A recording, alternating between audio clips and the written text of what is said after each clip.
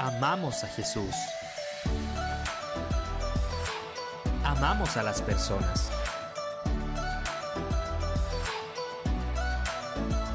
Amamos adorar.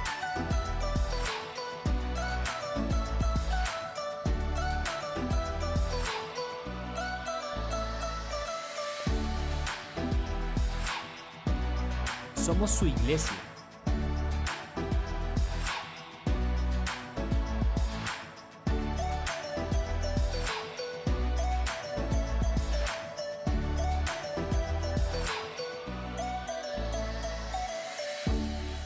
Nuestra casa, el mejor lugar de adoración.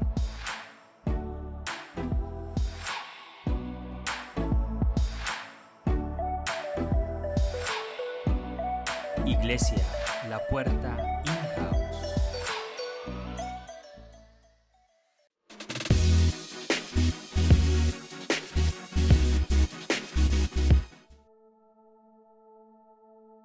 Días les dije que antes de comenzar el mensaje me iba a tomar unos minutos para contarles lo que como iglesia venimos haciendo. Venimos trabajando en nuestros diferentes ministerios. Pero ¿qué es un ministerio? ¿Qué es ministrar? Ministrar, esa palabra que a veces nos resulta un poquito extraña. El ministerio, ¿cómo así? Ministrar es servir. Es fácil. El significado bíblico de ministrar es servir. Entonces, nuestros ministerios son nuestras áreas de servicio. Es decir, como estamos organizados nosotros aquí en la iglesia, tenemos una estructura organizacional para poder cubrir, para poder suplir, para poder tener recurso y cumplir con la misión que Dios nos ha dado, que es predicar su palabra, enseñarla y hacer discípulos. Dentro de esta estructura organizacional tenemos 8 ministerios u 8 áreas de servicio, que es en la que todos, cualquiera de nosotros puede servir. La invitación, ¿cuál es?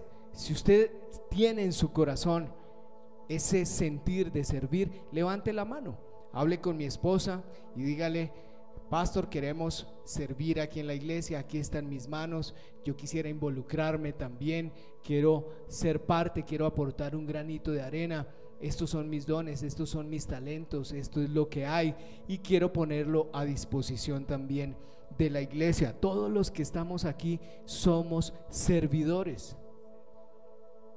Comenzando por mí, nosotros como pastores somos servidores, el equipo de alabanza son servidores, el equipo de producción son servidores, logística, de hecho les voy a mencionar cuáles son nuestras áreas de servicio. La Puerta Kids, que es la iglesia de los niños, apoyo ministerial, discipulado, styling and host.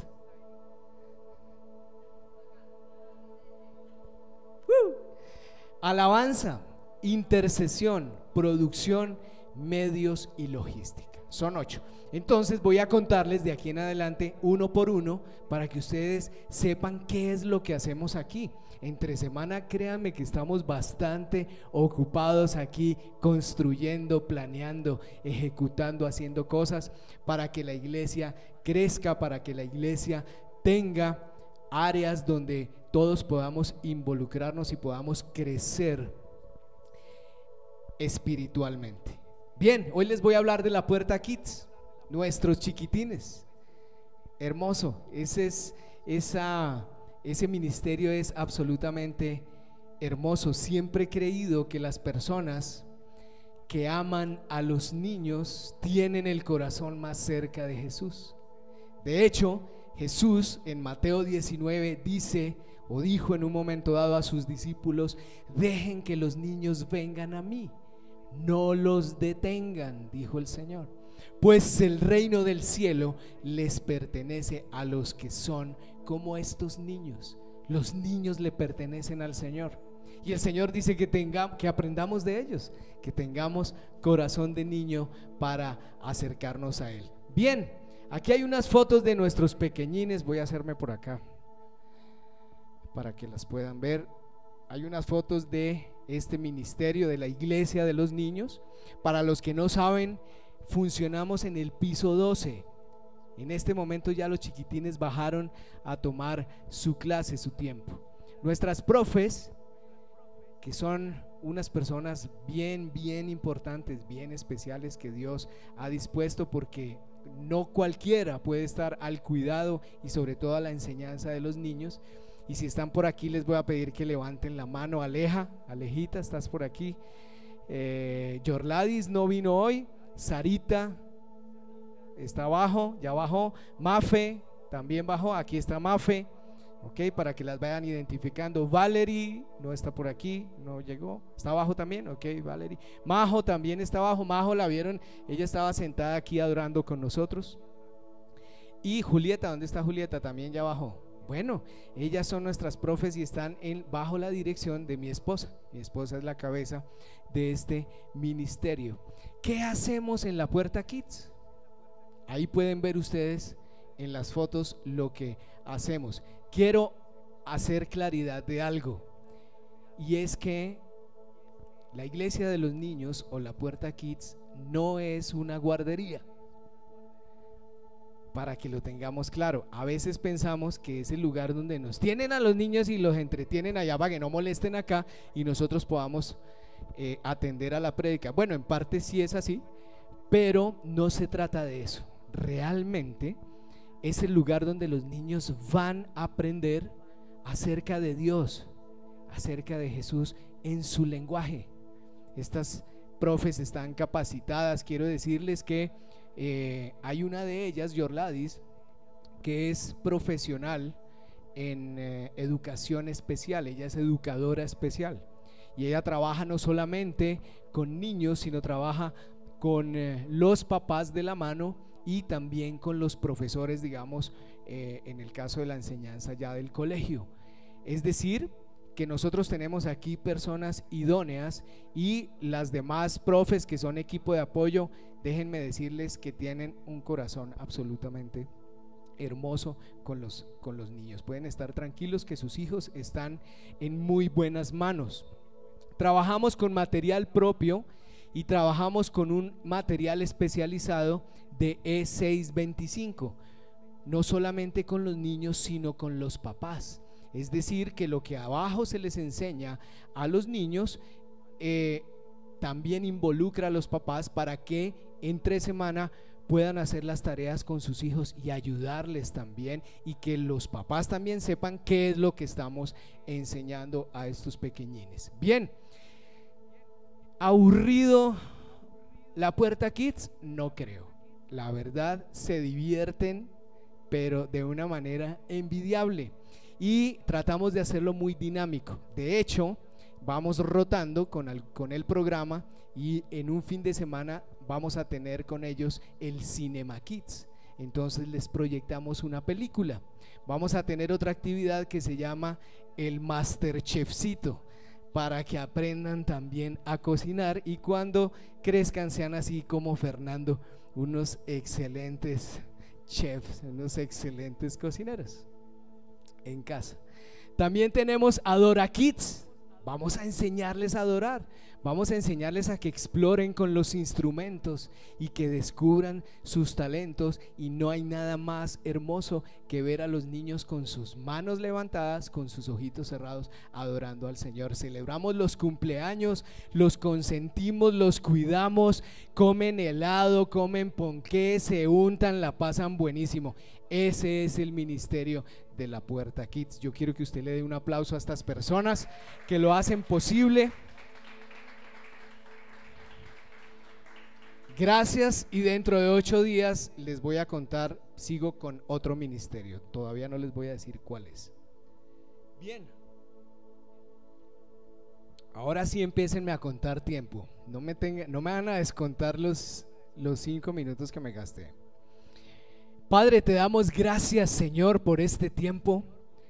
Disponemos nuestra mente, nuestro corazón para recibir tu enseñanza, y te pedimos que tu Espíritu Santo, Señor, sea convenciéndonos de tu perfecta voluntad, Señor. Que nos podamos llevar un mensaje, que hagamos vida, y no solo eso, sino que podamos bendecir a otros también con lo que aprendemos de ti, Señor. Te entregamos este tiempo en el nombre de Jesús. Amén. Le voy a pedir que se mantenga despierto. Si le da sueño, levántese, vaya al baño, échese agüita, pida no, tinto no se puede ahorita, y vuelve y se sienta, pero no se vaya a dormir, por favor. Hace 8 días hablábamos de un animalito bien particular, ¿se acuerdan? El gusano blanco, el gusano que camina patas arriba, y veíamos un gusanito que se alimenta de la hierba debajo de la superficie del suelo y se va comiendo las raíces de las maticas y las va secando. Ahí estoy bien. Es que hoy quiero hacer un paréntesis. Esto es de otro ministerio, se llama styling. Entonces styling nos envía el outfit de cómo tenemos que venir aquí los de la alabanza, y hoy había sombrero. No crean que es por otra cosa, es que yo me someto a mis ministerios también, no es por nada más. Espero que nadie lo tome a mal, ni que crean que es por vanidad. Bueno, sigamos. Entonces este gusano se come la hierba por la raíz y la va secando, y veíamos que así, en una similitud con este animalito, hablábamos de que así es la incredulidad en el corazón del hombre. La incredulidad es como ese gusanito que va chupando la raíz y va secando la matica de la fe, y eso sí que es peligroso. Veíamos que Jesús resucitó y sus discípulos no creían. Jesús había resucitado y ellos todavía no lo podían creer. Las Marías fueron y les dijeron: miren, el Señor, la tumba está vacía, el Señor les manda a decir que vayan a Galilea y que allá los espera. Y ellos no creían. La incredulidad de sus propios discípulos había tomado lugar en sus corazones, porque sus ojos estaban puestos en las circunstancias. Ellos no podían creer que el Hijo de Dios había sido crucificado y había muerto. Las circunstancias estaban determinando la fe de los discípulos. Este es el contexto. Hoy es la segunda parte, por eso quise introducirlo, para que los que no escucharon el mensaje hace 8 días tengan una línea y puedan seguirlo. Bien, Hebreos capítulo 3 versículo 8 dice lo siguiente: el Espíritu Santo dice: no endurezcan el corazón como lo hicieron los israelitas cuando se rebelaron. Está hablando el Espíritu Santo de Dios. Dice: aquel día me pusieron a prueba en el desierto. Habla el Señor a través de su Espíritu. Dice: allí me tentaron y pusieron a prueba mi paciencia, a pesar de haber visto mis milagros durante 40 años. ¿Qué había en este pueblo? Incredulidad. 40 años viendo milagro tras milagro, y todavía la incredulidad estaba en ellos. Continúa diciendo el Señor a través de su Espíritu: por eso estuve enojado con ellos y dije: su corazón siempre se aleja de mí y rehúsan hacer lo que yo les digo. Así que en mi enojo juré, dice el Señor, que ellos nunca entrarían en mi lugar de descanso. Esa fue la generación que no entró a la tierra prometida. Es una historia impresionante. Por tanto, continúa, dice: amados hermanos, cuidado, asegúrense de que ninguno de ustedes tenga un corazón maligno e incrédulo, que los aleje del Dios vivo. Adviértanse unos a otros todos los días mientras dure ese hoy, para que ninguno sea engañado por el pecado y se endurezca contra Dios. Wow. Aquí lo que el mismo Señor dice es: ojo, pilas, y lo dice así: cuidado, asegúrense de que su corazón no se vuelva un corazón incrédulo y maligno, y entre ustedes cuídense también. Esa es la importancia de la comunidad, de cuidarnos entre nosotros mismos. ¿Para qué? Para que no seamos engañados por el pecado y nos endurezcamos en contra de Dios. Pues si somos fieles, dice el Señor, confiando en Dios con la misma firmeza que teníamos al principio cuando creímos en Él, entonces tendremos parte en todo lo que le pertenece a Cristo. Qué palabra tan impresionante. De verdad lo he leído muchas veces y cada vez que lo leo me impresiona, pero lo que más me impresiona es la claridad con la cual Dios habla. Y aquí nos está hablando de la progresión del pecado, porque como decíamos con mi esposa esta mañana, el pecado es una progresión. El pecado primero se gesta, después nace y después da y termina dando un fruto. Es decir, que uno no peca de un momento a otro, como decía en alguna oportunidad una amiga de nosotros. Uno no dice, ¡ay! Forniqué. No. Para haber llegado hasta allá, tuviste que haber comenzado con algo en tu corazón. Y ponle el nombre que tú quieras a ese ejemplo que te acabo de dar. El pecado no ocurre de un momento a otro. El pecado es paulatino. Primero viene la incredulidad, porque estamos hablando de no endurecer el corazón. ¿Y en dónde nace? En la incredulidad. Primero viene la incredulidad y la duda, y luego el corazón se va endureciendo, y luego entramos en algo que llamamos la ceguera espiritual, y es que creemos que estamos bien cuando no es así. Y aún somos tan hábiles de engañarnos a nosotros mismos, haciéndonos creer que estamos bien, cuando no es así. Eso se llama ceguera espiritual. Y finalmente la persona se aparta de la fe, se aparta del Señor. Veíamos que la incredulidad no es la consecuencia de un corazón endurecido, es la causa por la cual el corazón se endurece. Comienza con la incredulidad, comienza con las dudas, comienza con un pensamiento, y esa es la progresión del pecado. ¿Se dan cuenta? Incredulidad, dureza de corazón, ceguera espiritual, y termina la persona apartándose sutilmente de Dios y de su relación. Pero quiero ir más atrás. Yo les dije hace 8 días que comenzábamos por la resurrección de Jesús, que era lo que estábamos celebrando, pero íbamos a venir hacia atrás. Así como comenzamos con la consecuencia de este pecado, vamos a ir hacia atrás descubriendo cuál es la raíz. Y vimos que la raíz de la incredulidad arranca en la duda, y es la incredulidad misma. Pero hay un escenario para que se dé esa incredulidad, hay un caldo de cultivo, y es el aislamiento. Quiero que tenga esa palabra muy presente, escríbala en su agenda. El aislamiento. ¿El aislamiento de qué? De la mente y del corazón. Vamos a ver de qué se trata. La pandemia desvirtuó en gran manera la creencia de que podemos vivir aislados unos de otros. ¿O no fue así? La pandemia desencadenó crisis muy profundas de ansiedad, de estrés y de depresión. Se llama trastorno mixto. ¿Se están durmiendo? Quiero que oren conmigo.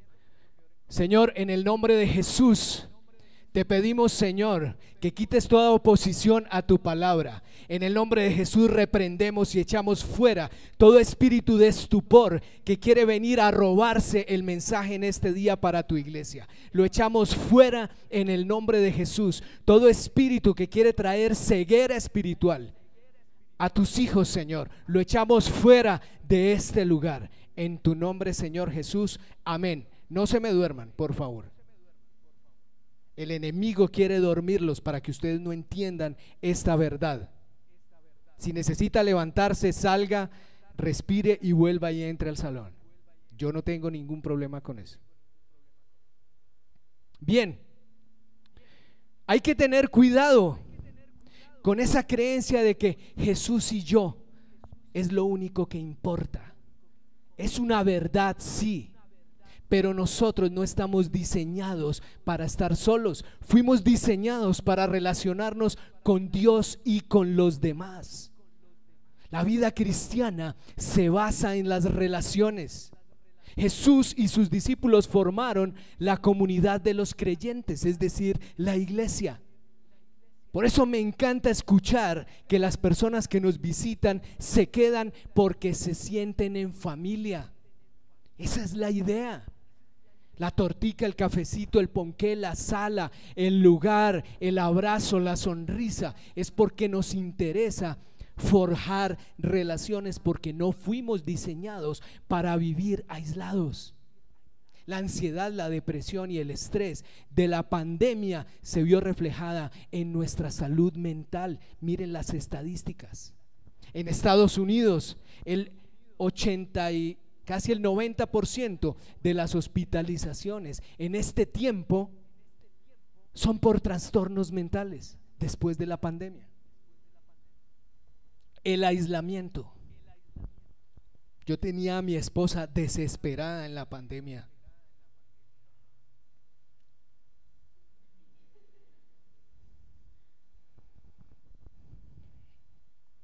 Me tocaba irme para el balcón y dejarla que respirara. Claro, uno se agobia. Bien, pues el desafío de la iglesia pospandemia es volver a relacionarse. Ese es el desafío. Por eso estamos haciendo iglesia. No es sano que estemos aislados. No es sano que pensemos: yo no necesito una comunidad, yo no necesito congregarme, Jesús va conmigo a todas partes. Sí, es cierto, Jesús va contigo a todas partes, pero Jesús no te quiere como un hongo solitario, porque si no, Jesús no hubiera querido, no hubiera tenido discípulos. Y no fueron 12 solamente, fueron muchos más. Estar juntos no necesariamente es estar en unidad. Es importante entender ese principio. Podemos estar aquí juntos, sentados, pero no estar unidos. Y Jesús lo que quiere es que estemos unidos, que nos conozcamos, que caminemos en el mismo sentido, que compartamos la agenda, que compartamos la visión, que compartamos todo y nos relacionemos. La visión de la iglesia después de la pandemia tiende a volver al diseño original, es decir, a ser más discípulos y tener menos templos llenos de asistentes ocasionales que terminan en el aislamiento. ¿Se acuerdan de esa palabra? Aislamiento. La pandemia lo que hizo fue aislarnos de las personas, aislarnos de nuestras familias, de nuestros seres queridos. Aún muchos, algunos aquí perdieron sus familiares y no se pudieron despedir de ellos.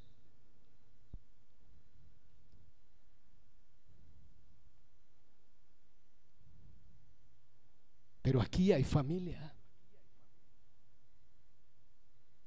La iglesia no se trata de asistentes ocasionales. Es peligrosísimo.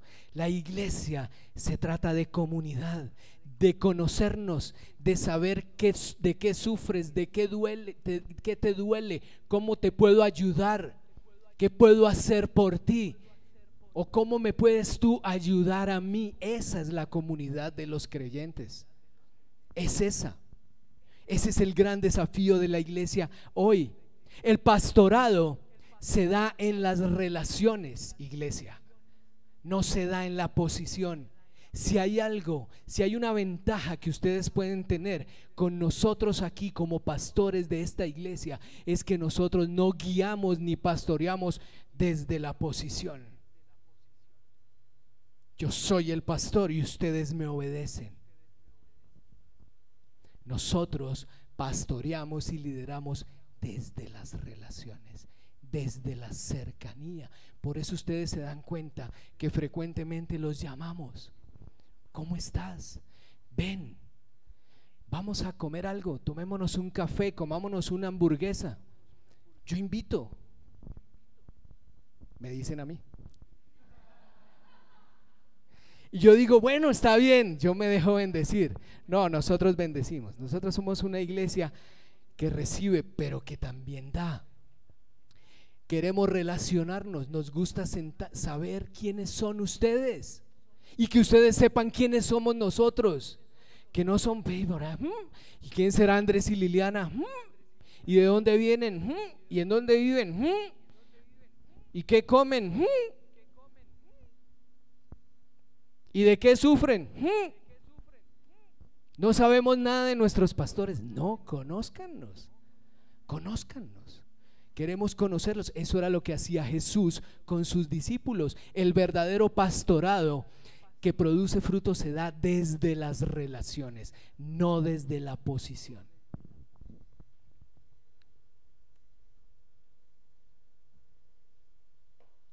No somos más que nadie, pero tampoco somos menos. Estamos en la misma línea. Jesús lavó los pies de sus discípulos. Ese era el mensaje. El que quiera ser primero tiene que ser el último. El que quiera ser el más importante tiene que ser el primero en servir. Vamos a la aplicación práctica del mensaje. Esto es contexto. Lucas 22:1. Se acercaba el festival de los panes sin levadura. Esto fue antes de la crucifixión de Jesús, es decir, la Pascua. Los principales sacerdotes y los maestros de la ley religiosa tramaban de qué manera matar a Jesús, pero tenían miedo de la reacción de la gente. Estos eran los fariseos. Querían matar a Jesús y estaban pensando cómo hacerlo. Y ojo a esto, dice, entonces Satanás entró ¿en quién? En Judas Iscariote. Satanás entró en Judas, uno de los 12 discípulos, quien fue a ver a los principales sacerdotes y a los capitanes de la guardia del templo para hablar con ellos sobre cuál era la mejor manera de traicionar a Jesús. Ellos quedaron complacidos y prometieron darle dinero. Judas aceptó y comenzó a buscar una oportunidad para traicionar a Jesús, de modo que ellos pudieran arrestarlo cuando las multitudes no estuvieran rodeándolo. Jesús traicionó. Judas traicionó a Jesús, uno de sus discípulos. Wow. De sus cercanos, de los que se sentaban con él a la mesa y comían con él. Todos nos preguntamos entonces, ¿qué le pasó a Judas? Si era de este grupo de los 12 que andaban con Jesús. Pues Judas es el mejor ejemplo de lo que le pasa a una persona que se aísla y endurece el corazón. ¿Por qué? Le voy a mencionar 3 aspectos que descubro leyendo los evangelios sobre Judas. El primero es que Judas nunca reconoció a Jesús como Señor, o al menos eso es lo que la evidencia bíblica apunta. No hay referencias de eso. Todo parece indicar que Judas no reconoció a Jesús sino solamente como un maestro. Judas nunca creyó que Jesús era Dios y menos que fuera el Mesías. Es claro, porque si no, no lo hubiera traicionado. Judas no llama en ningún momento en los evangelios a Jesús Señor, sino lo llama Rabí, maestro. Fíjense el detalle de la forma como Judas se dirigía a él. No hay registros ni declaraciones de fe y lealtad como los tuvieron los demás discípulos. De Pedro se habla, aunque falló. De Juan, los demás discípulos, pero de Judas no. No hay registros de eso, al menos en los evangelios. Es decir, que su fe, su falta de fe, quedó evidenciada en una visión equivocada que tenía él de Dios y de Jesús. Y es lo mismo que a veces nos pasa a nosotros. Entramos en crisis de fe porque dejamos de ver a Jesús como nuestro Señor, porque lo vemos como el Salvador y recibimos a Jesús en nuestro corazón, como lo hacemos con la oración de fe. Señor, te recibo en mi corazón como mi Salvador y mi Señor. Esa es la oración de fe que hacemos. Ese es el primer paso, ese es abrir la puerta. Pero Jesús te da la salvación, pero Jesús también es Señor. Y ese es nuestro problema, que a veces no aprendemos a ver a Jesús como el Señor de nuestras vidas, como el que determina mi vida. Ya me salvé, ahora sí estoy tranquilo. Te falta la mitad. Tienes que hacerlo Señor de tu vida. Tal vez eso fue lo que le pasó a Judas. Lo segundo que veo es que Judas tenía poca relación personal con Jesús. Si se fijan y ustedes leen los evangelios, Judas aparece solamente en 3 oportunidades en un diálogo con Jesús. Miren este otro detalle. ¿Cuáles fueron esas 3 oportunidades en que aparece Judas en un diálogo conversando con Jesús? La primera es cuando estaban en una comida, ¿se acuerdan? Y llegó María y se botó a sus pies con ese perfume costoso y lo derramó a los pies del Señor. Pues el que se volteó a poner el grito en el cielo, como decimos nosotros, fue Judas. Y Jesús lo reprende por su actitud de avaricia, porque Judas le hizo un reclamo a Jesús mostrando su desacuerdo con el perfume costoso que María estaba derramando a sus pies. Atrevido el hombre. ¿Cómo es posible, Jesús, que tú permitas que se desperdicie ese perfume costoso? ¿A cuántos pobres podríamos darles de comer si lo vendiéramos? ¿Cuántas veces hemos pensado de esa manera? ¿Y qué fue lo que pasó ahí? Pues que Judas mostró su desacuerdo con lo que Jesús aprobaba y con lo que era de mayor valor para él. ¿Era importante el perfume? No, lo importante era el acto de adoración que le estaba ofreciendo esta mujer. Tal vez era lo único y lo más costoso que tenía, y lo derrama a los pies de Jesús en adoración, diciéndole al Señor: mira, te doy todo, hasta lo más costoso que tengo. Y el otro, no sé, yo tal vez en mi carne le hubiera contestado: ¿a ti qué te importa? Algo así, no sé. Me produce algo de indignación. La adoración genuina de María, esa adoración sin reservas, él la criticó. Por eso piénsalo 2 veces antes de criticar a un adorador. ¿Qué me deja ver? Que Judas no era un adorador. Judas era un criticón.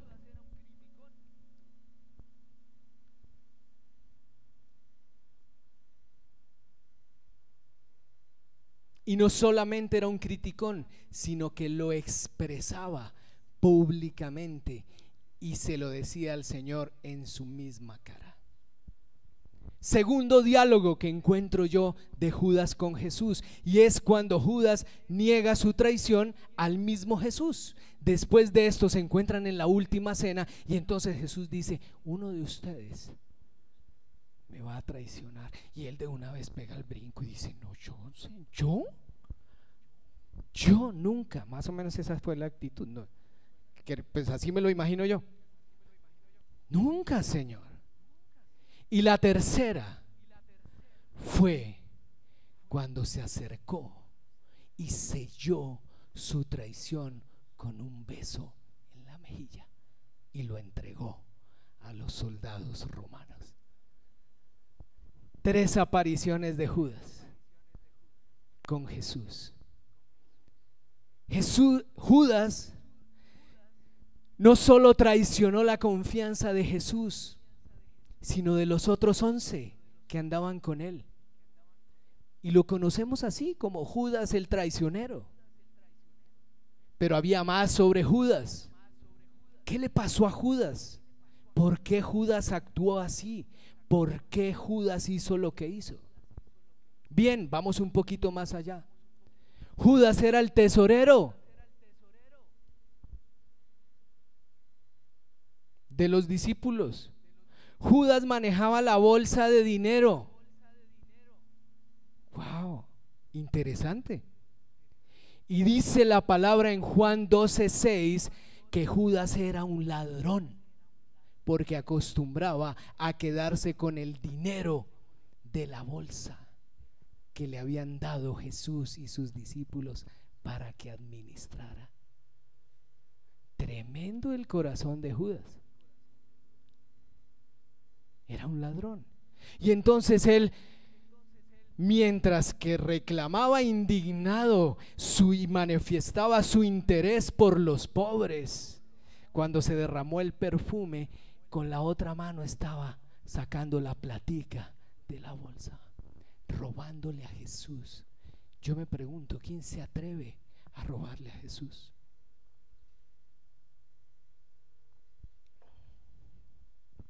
Sigamos. Todo esto me hace pensar que Judas en su corazón tenía el gusano patas arriba del que hablábamos hace 8 días. ¿Se acuerdan? ¿Cómo es, Moni? Iba comiendo. Es que el gusano camina así, boca arriba, y va comiendo. Yo lo que veo es que eso le pasó a Judas. Judas lo había picado, lo tenía ese gusano ahí carcomiéndole su corazón. Tal vez su falta de cercanía con Jesús, el aislamiento, porque mi pregunta es, ¿qué hizo Judas para llegar hasta donde los fariseos? Eso no fue de un momento a otro que se le ocurrió. Él seguramente se fue aislando poco a poco de Jesús. Y empezó a hacerse a un lado y empezó a mirarlo así desde una esquina y a cuestionar lo que Jesús hacía y a cuestionar lo que Jesús decía. Y entonces el gusano en el corazón empieza a comerse lo bueno y se fue aislando en su mente y en su corazón de él, hasta que, recuerdan lo que decía la palabra, Satanás entró en él y entonces hizo lo que tenía que hacer. La incredulidad no viene sola, la incredulidad viene cuando empezamos a aislarnos, a alejarnos poco a poco. Su falta de cercanía con Jesús, su aislamiento, empezó a producir incredulidad, y la incredulidad, dureza de corazón, porque es que él esperaba, al igual que todo el mundo, en qué momento Jesús iba a hacer algo y se iba a bajar de esa cruz o los iba a matar a todos, y eso no pasaba. Jesús ya había dicho que eso no iba a pasar. Entró en ceguera espiritual y se apartó. ¿Se dan cuenta? ¿El resultado cuál fue? La traición por 30 monedas de plata, que después no le sirvieron para nada, porque dice la palabra que entró en remordimiento y entonces encontró la muerte. Dice que cuando se dio cuenta de lo que había hecho, sintió remordimiento. Ojo esta palabra, remordimiento. Y entonces hay 2 versiones de la muerte de Judas. Una dice que Judas se ahorcó. La otra dice que con esas monedas compró un terreno y allá se cayó de cabeza por un precipicio y se reventó la cabeza y ahí quedó muerto. Finalmente murió. Eso fue lo que encontró la muerte. Y esta es la progresión del pecado en el corazón de un hombre. Así funciona. Iglesia, cuidado, no endurezcan el corazón, porque esa es la progresión del pecado. Y entonces, al final, ¿qué pasó con Judas? Cruzó una línea de la cual ya no pudo regresar. Si te comienzas a aislar del Señor y te aíslas, puedes cruzar una línea sin regreso. La gracia del Señor está ahí, pero para el que se acerca arrepentido, no con remordimiento, es diferente. El remordimiento es la culpa por algo que hice. El arrepentimiento es reconocer el error, pedir perdón y entonces cambiar. ¿Se dan cuenta la diferencia?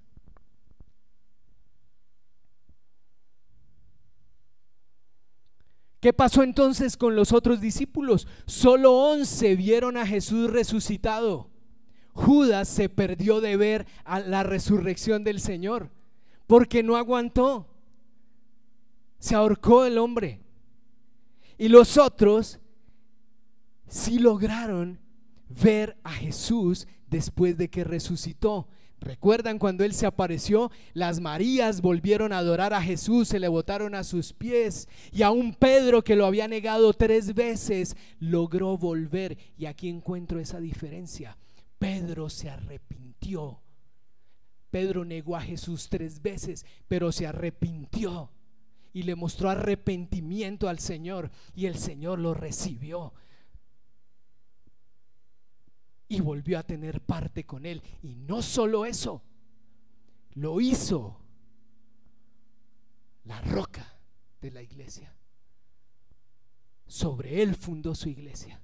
Un hombre que se equivocó y negó a Jesús 3 veces, pero que después se acercó con corazón arrepentido y el Señor lo perdonó, el Señor lo abrazó. Esa es su gracia. Judas le remordió y se ahorcó. Judas no corrió a Jesús. Tal vez si hubiera corrido a Jesús, la historia hubiera sido otra, no sé. Aún Mateo el incrédulo, que también lo mencionan así, terminó creyendo más adelante, y todos fueron llamados al ministerio y todos tuvieron el privilegio de recibir al Espíritu Santo y trascendieron en la historia. Gracias. ¿Alguien dice amén? Bien.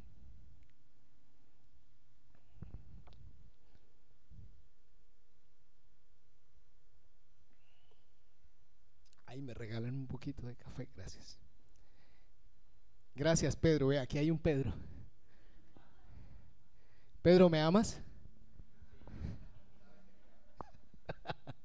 Tú sabes que te amo, dice bien. ¿Qué es lo que pasa en nuestra mente entonces? ¿Qué pasaba por la mente de Judas? Porque es que el tema está aquí. El corazón no está aquí. Bueno, el corazón sí está aquí. Gracias, Pedro. El corazón sí está aquí, el órgano. Pero realmente el corazón del que habla la Biblia está aquí, en la mente. Aquí es donde sentimos. Pero el corazón, cuando la Biblia habla de corazón, también se refiere al pensamiento. ¿Cómo estamos pensando? ¿Qué pensaba Judas? Y resulta que lo peligroso de aislarse es que empezamos a creernos nuestras propias mentiras, a levantar nuestros propios argumentos en nuestra mente. Argumentos que me hacen creer que yo no necesito de una comunidad, no necesito leer la palabra, no necesito aún de Jesús, no necesito de la religión. Y es cierto, no necesitas de una religión, necesitas de una relación con Dios a través de Jesús. Es diferente, es distinto. Y entonces, ¿qué pasa? Empezamos a creernos esos argumentos. Y entonces desarrollamos una habilidad bien especial para sentirnos bien con lo que no está bien. Se llama autoengaño. Empezamos a autoengañarnos, empezamos a cubrir nuestro pecado. No queremos exponernos porque nos da vergüenza y comenzamos a vivir una vida falsa y de doble moral. Y Jesús no quiere eso. Jesús quiere Pedros arrepentidos que vengan a Él, no Judas que se quedaron callados y se desviaron del camino. Autoengaño. Y te voy a dar una señal para ver qué logras detectar en tu mente o en tu corazón. Una persona que comienza a estar en aislamiento se cierra. Nunca habla de sus luchas. Nunca se expone con nadie. No busca consejo. Por eso siempre nos van a escuchar. Busquen consejo. Llámenme, pregunten, pidan una cita, hablen, expongan sus luchas, no se cierren porque ese gusano va a seguirse comiendo el corazón.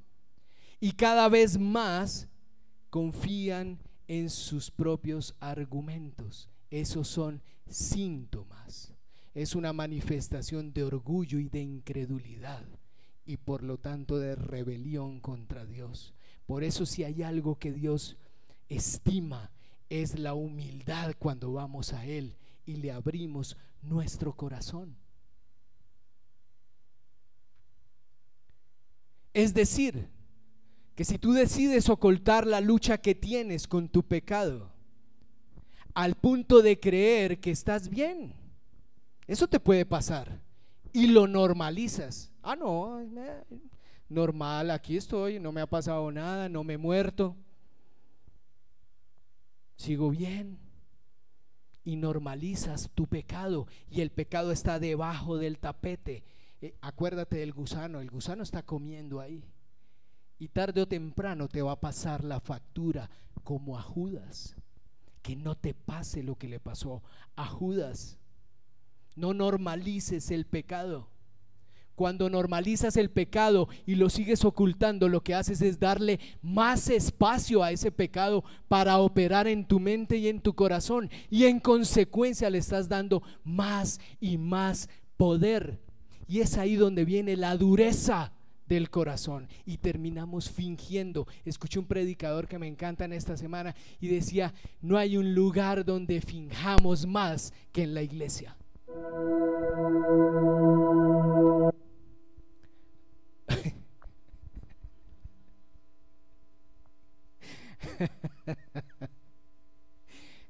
Esa es la señal de que apenas me quedan 25 minutos para terminar.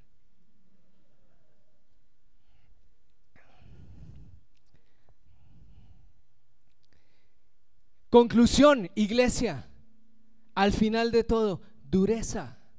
Podemos venir a la iglesia y fingimos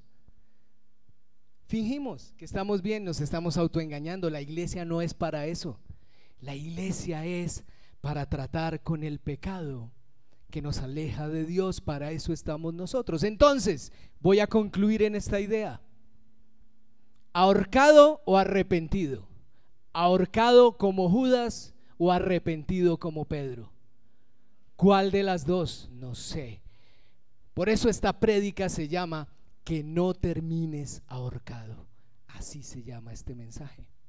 Y voy a terminar con el Salmo 32:3.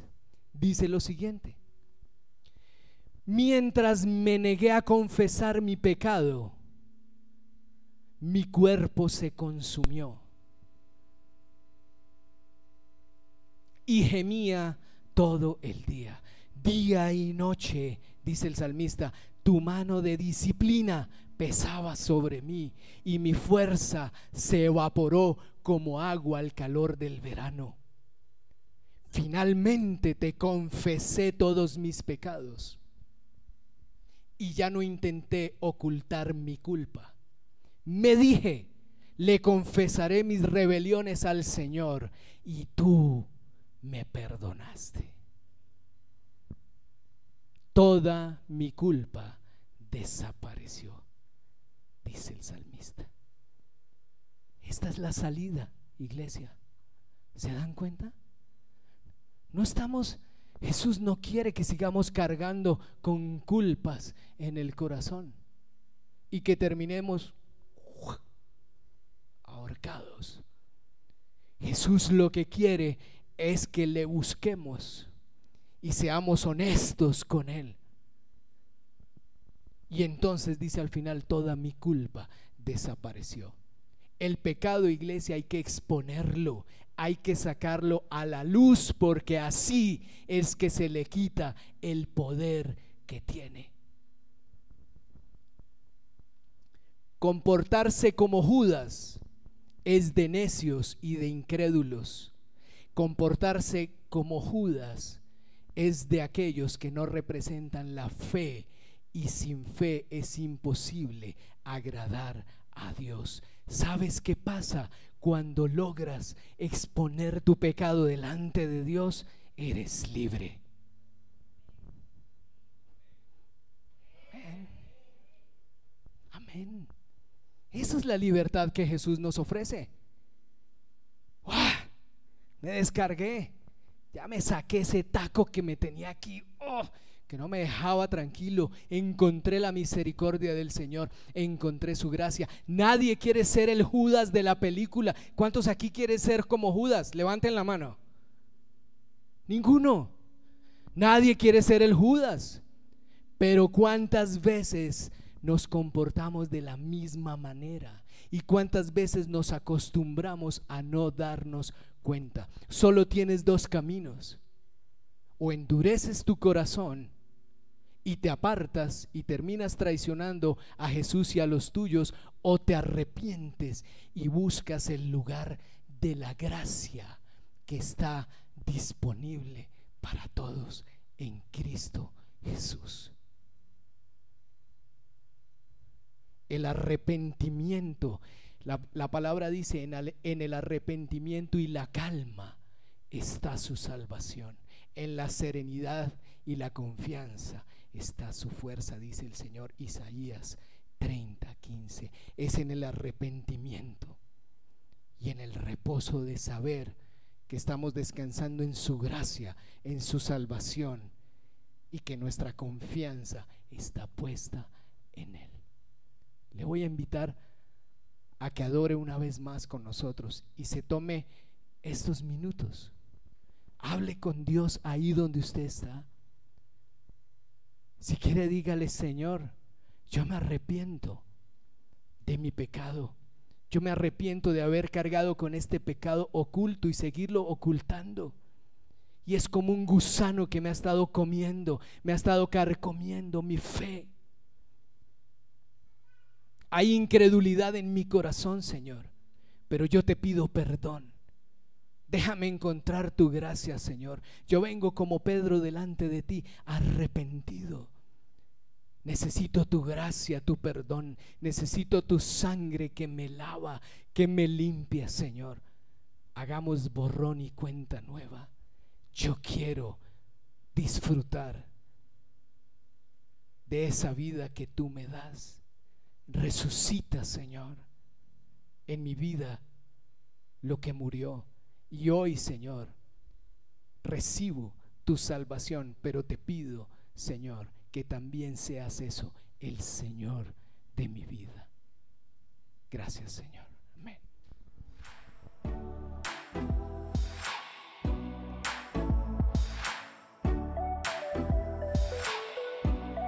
Iglesia, la puerta in-house.